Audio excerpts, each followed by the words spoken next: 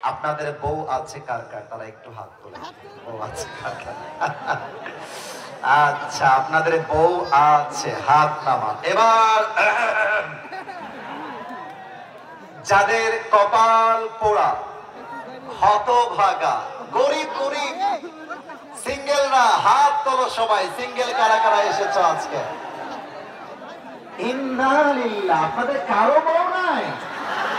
না, আমি বিশ্বাস করি না। আবারও বলছি, কারো বউ নাই? আল্লাহ সবাইকে তুমি দিনদার নেককার বউ দিয়ে দিও। যারা আমিন কয় নাই ওই শালা বউ পাবে না। আরেকবার জবান দিয়ে বলেন সবাই আমিন। আমার একটা ওয়াজ আমি মজা করে বলেছিলাম, সিরিয়াসলি বলি নাই।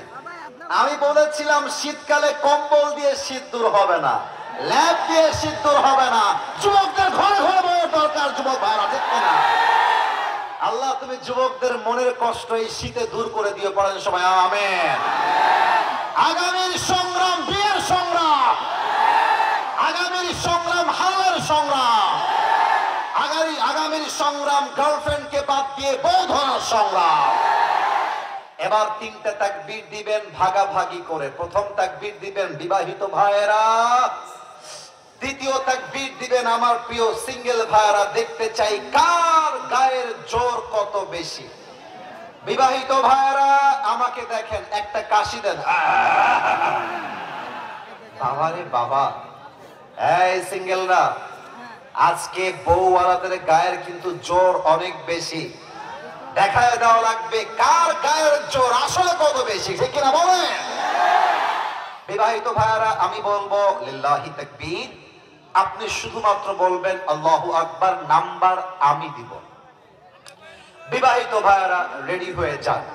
লিল্লাহি তাকবীর।